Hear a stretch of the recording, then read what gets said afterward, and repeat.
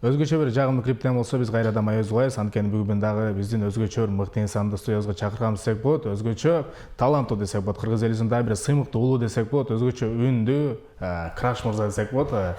Ким десеңиздер Бексултан Акимов биздин студиябызда конокто. Саламатсызбы Кутман таңыңыз менен. Assalamu alaikum. Бексултан мырза ооротса дагы таңертең убактыңызды бөлүп келгениңизге чынында чоң рахмат дейли. Келиңиз кыргыз эли менен амандашалы, анан болсо маегибизди баштайбыз. Сизерге да чоң рахмат. Жалпы кыргыз элине Кутман таң. Бүгүнкү күнүңүз жакшы өтсүн. Баракеле дейли. Таңкылай берүүсүнө сизди көрүп турганыбызга абдан кубанычтабыз десек болот. Рахмат, мен дагы. Дейли айтыңызчы, бүгүн биздин студиябызга биринчи ирет келип отурасыз. Кандай жаңылыктар менен кирип келдиңиз? Жаңылыктар көп. Кудай буйруса, алдыда да кыргыз элибизге сонун жакшы чыгармаларды, жакшы клиптерди тарткылайын деп турабыз. Кеч жакында жаңы клип чыкты. Буйруса дагы 2 күндө да бир клип чыгат. Баракеле. Пока жаңыбыз ушул. Жаңы чыгармалардан ушул десек болот. Биз билгенден буга чейин сиз Москва жергесинде чыгармачылыгыңызды аткарып келген десек болот. Ошол жакта чыгармачылыгыңыз кылып келесиз. Андан кийин Бишкекке дейли келгениңизге канча убакыт болду? Анан айырмачылыгы кандай болуп атат Москва менен Бишкекте чыгармачылыктын? Айырмасы конечно, столицада да, Москва, Бишкекте, Москва барганда Бишкекте жакшы аракетти кылса болот. Москвадан биринчи бул жактан баштагам мен. Москвада барып, Москвада жүрүп, Москва жакта кызмат кылдык. Андан кийин Бишкекте. Азыр жакшы. Баракеле десек болот. Дээрлик чыгармачылыкка келгениңизге канча убакыт болду? Биз 2014-төн бери. 2014-төн бери. Ошондо орто эсеппен эсептегенде куржуңузда канча чыгарма бар? Өзүбүз аткарып жүргөндөрдөн азыр элге жеткени 3-4, 5 да. 4-5. Бирөөлөргө жазып бергендерибиз бар, бирөөлөр да жүрөт. Общий эсеппен келгенде бир 20дан ашык. Баракеле дейли.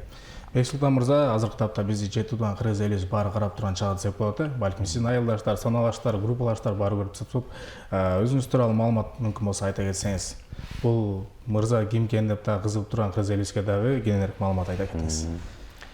Кайсыл жактан болгондорубуз, Айырмасы жок. Балким сыр боло турган сөздөр болсо, сырды бойдон калтырып койсоңуз болот. Өзүңүзгө тиешелүү айта берсеңиз болот. Сыр деле жок. Баарын ачык айтам десеңиз. Мен Ошо областынан, Өзгөн районунан болгон Куршак айылынан, Каралдыда чоңойгонбуз, Бишкекте чоңойдук. Үй бүлөдө 3 табамыз. Улуусумун. Кудай буйруса, так көрө жатар өзүнө болот. Улуусумун, сулуусумун. Баракеле. Дегиле ошол чыгармачылыкка дээрлик аралашкандан бери, дегиле чыгармачылыкка келип калышыңызга ким түрткү болгон? Же балким өзүңүздүн ошол туаса талантпы десек болобу? Биз мектеп кезде ырдачубуз. Мен тайкем аккордеон чертчү.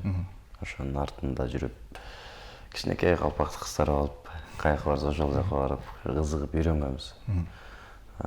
Ырдагандан кийин шаарга келип, акелерибиз бар болчу. Ильяс Кудретов деген баары таанышат. Ошолор кабакта иштейт эле. Келип алып, жанында жүрүп, ырдап, мектепке барып ошол жакта иштечүбүз биз.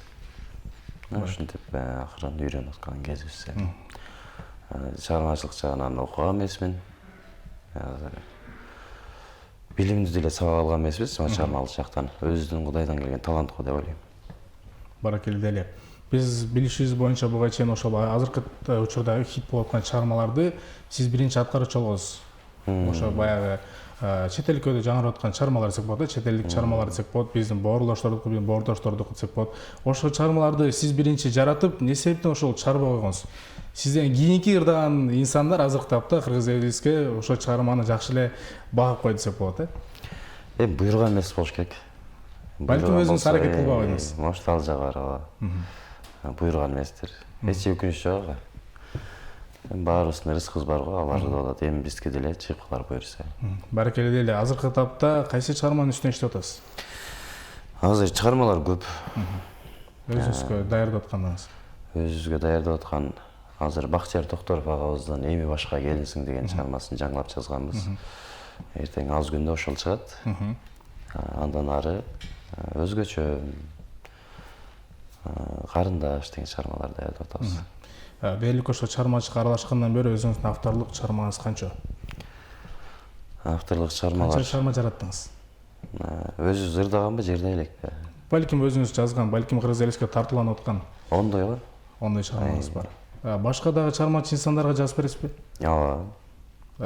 Сиздин калемиңизге таандык чыгармачы инсандар кимдер аткарып жүрөт? Инилерибиз аткарып жүрөт, агаларыбыз Уланбайке аткарып жүрөт. Биз билген ошол Москва жергесинде Самат байке менен өзүңүздөр дуэт аткаргансыздар. Андан тышкары да башка дуэттер жаралды же балким азыр жаралайын деп атабы? Буюрса ырдайбыз го, пока план жок. Ким менен ырдайсыз? Дуэт деп эми. Ошону ойлонуп көрбөптүрмүн чын. Азыр өзүбүз эле ырдап көрө береличи. Эми балким баягы чыгармачыл жаатка келгенден балким урда өзүңүз билгендей эле ошо чыгармачы инсандардын бир таланттуу инсандардын талантын баалап жүргөнсүз. Балким учур келгенде ошол мыкты инсандар менен балким дуэт аткарып калган ой максаттар бардыр. Толтура го андайлар. Кимисин баалайсыз? Бекбороев агабыздан ылдый көзө чыкканда эле. Ылдыйраак чыгыш керек. Баракелде дейли. Деги эле ошол чыгармачылыкка дээрлик аралашканыңызга ошондо канча убакыт болду? Жакшы башот менен киргенге 2022ден бери болуп калды. 2022. Ага чейин 2014кө чейин жүргөнбүз да. Ошо айтып калбаңыз бала кезде ошо мектепте ырдап жүрчүмүн депчи. Кароо сынактарга катышкан учурлар болду беле? Ооба. Балким мектептин артынанбы же айылдын артынанбы? Кара Алтайда ырдаганбыз. Өтө деле мондой чоң сынактар болгон эмес. Өзүм барбай койчумун. Эмне себептен? Жанагы эле уйкучулук да. Уктап калчубуз, барбай калчубуз. Эми ал кезде жаш белек, жакшы бири кызыгып, бири кызыкпайт эле ушундай болчу. Баракелде.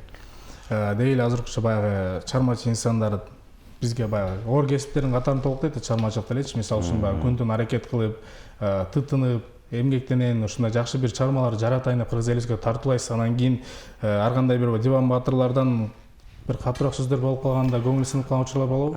Толтура. Хейтерлер көз караштары кандай? Деги эле. Тура эле карайм. Диван баатырлар жаза берсин дейсиз. Жаза берсин.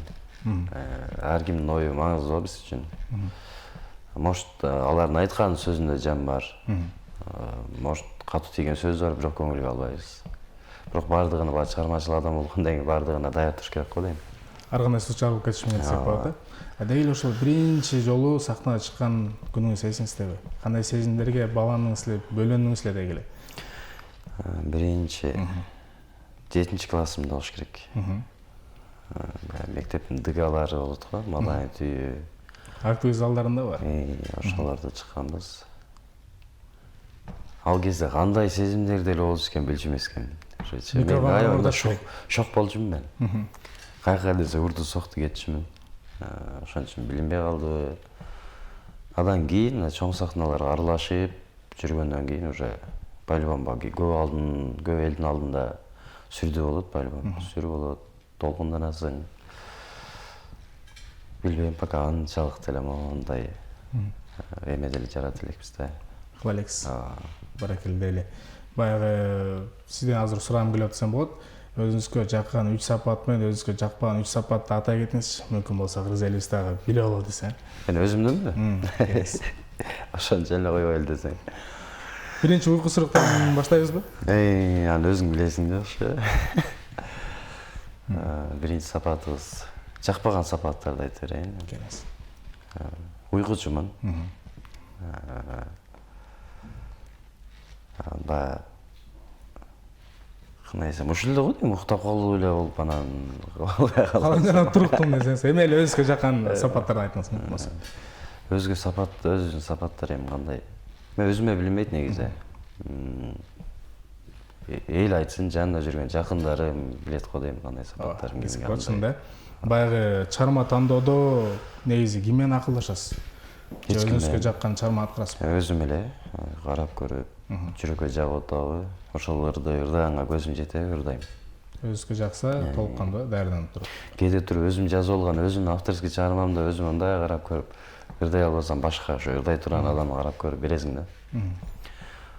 Моунтип ач көздөнүп эле, кой мен моуну ырдайм десең, может ал сага жетпей калат. Эртең сен чыгаргандан кийин артыңан башка бир эми по-любому чыгарат да. Чыгаргандан кийин ал жакшы ырдап койсо дагы бир башкача болуп каласың, ошон үчүн карап туруп эле ырдайбыз. Сен ырдашың керек, сен ошо ырга татыктуусуң деп Өзүңүз жазган чыгармаларды акындарга текшертесизби? Жок. Кароо сынактан көрсөтөсүзбү? Жок. Өзүңүзгө толук кандай ишенесиз? Билбейм, жазып аткандан кийин карап бир сыйра текшерип өзүм анализ менен өткөрөм болду. Өзүңүз анализ жасап атат. Баракелде деле. Баягы эми чармачы инсандарда, бир эле турган суроолордун бири десем болот чынында. Менеджер же продюсер менен иштешкенсизби же иштешесизби? Продюсер менен иштешкен эмесмин. Иштешпейбиз го дейм. Өзүңүз эле. Себеби мага жакпайт, өзүм кылып оюмдагы нерсени кылганды жакшы көрөм. Менеджер жактан досум бар. Буюрса иштешели деп атабыз. Иштеш баштадыңыздарбы же иштешейин деп атасыздарбы? Баштадык уже. Баштадыңыздар. Бисмилла деп баштаганбыз. Баракелде эле. Азыркы тапта кайсы чыгарманын үстүнө иштеп атасыз? Азыркы ушул эми башка Билгенен ошол 2 клип тартып бүтүрдүңүз азыркы учурда. Кудайым буйрса качан жарыкка чыгат? Бирөөсү чыкты. YouTube каналдан көрсөңүздөр болот. Экинчиси Кудай буйрса могу 3-4 күндө чыгып калат. Баракелде эле. Бирөөсү чыкты деп туруп калтырып койбойсуздан эле YouTube каналыбыздын баракчасында айта кетсеңиз болот. Сөзсүз түрдө азыркы тапта бизди баягы жетүүдөн кыргыз карап турат да. Балким кызыккандар сөзсүз түрдө угуп тыңдайттыр. YouTube канал Бексултан Акимов YouTube каналына кирсеңиздер, ошол жакта чыгармаларыбыз бар. Кирип, көрүп, тыңдап, ой пикириңиздерди калтырсаңар биз кубанычтабыз. Деги ошол баягы чыгармачылыкта ыр жазган жагына шыгыңыз бар экен. Кантип билдиңиз, кантип байкадыңыз? Ошон эми карап көрөсүң да, пример кылып байкелер жазып атканын карап, Сөздөрү кошоткан. неге биз ошону жаза албайбыз, биздин деле колдон келет го деген ой болгон. Жазып көргөм, окшошкон. Дальше жазып кеткенбиз. Баракелде эле. Деги ошол Москва жергесине бара жатканда биринчи оюңуз ошол жакта мигрант катары жүрөйүн дедиңизби же балким чыгармачыл жакта алып кетейин дедиңизби? Негизи Москвага өмүрүмдө биринчи жолу 2020 барганмын. Ал кезде ошо Ильяс байке менен концерт менен барганбыз негизи. Карантинге байланыштуу калып кеттик. Адам башына сыноолор келет экен. Кичине бир аз жоготуулар болду. Ошодон кийин Москвада калып иштегенге туура келди. Москвада жүргөнүмө мен өкүнбөйм. Анткени Москвадан көп адамдар менен таанышып, көп адамдар менен дос болгонбуз. Баракелде эле. Бишкекке ошондо кайсы учурларда кайтып келип, анан чыгармачылыкка толук кандуу кириштиңиз? Бишкекке 2023 ноябрда келдим. 2023-жылы ноябрда келип, чыгармачылык менен азыркы учурда иштеп атасыз болот. Баракелде эле. Баягы ар бир эле чыгармачы инсандын кыялы, ар бир эле чыгармачы инсанга берилген суроо десем болот. Ар бир эле инсан өзүнүн кичи мекенинде концертин берип, ак батасын алып, эли жерин анан кийин болсо чоң сахнага кадам басат. Сизде да ошондой максаттар барбы? Ооба, буюрса быйыл күзгө жакын Кичи мекенге барасыз. Ошону ойлонуп атам. Чынын айтканда, баракелде эле. быйылкы жылы. Баракелде. Бексултан мырза, сизге чоң рахмат. Таң эрте ушундай алтын убактыңызды бөлүп келгениңизге, студиябызга жаркыта кирип келип, өзүңүздүн жакшы бир маектериңиз менен бөлүшкөнгө ар дайым эле чыгармачы ийгилик каалайбыз. Кудайым буйрса 2026-жылы кыргыз элибизде дагы бир жарык жылдыз ойгонсун десек болот. Сизге чыгармачы кылабыз. Албан ийгиликтер болсун. Келин сизге эркин микрофон болсун. Рахмат сиздерге дагы чакырып ушундай сонун маек кылганыңыздарга. Жалпы кыргыз элине тынччылык болсун, токчулук болсун. Ар бир үй бүлөнүн үйүндө бакыт, нур чачырап турсун. Баарыңыздарга ийгилик. Баракелде ийгилик болсун десек. Таң эрте биздин студиябызга да өзгөчө мыкты инсан менен өзгөчө бир маек болду десек болот. Өзгө кыргыз элибиздин дагы сыймыктуу, таланттуу инсан Бексултан Акимов болду. Бизде жагымдуу клип бар. Жагымдуу клиптен болсо маегибизди улантмакчыбыз.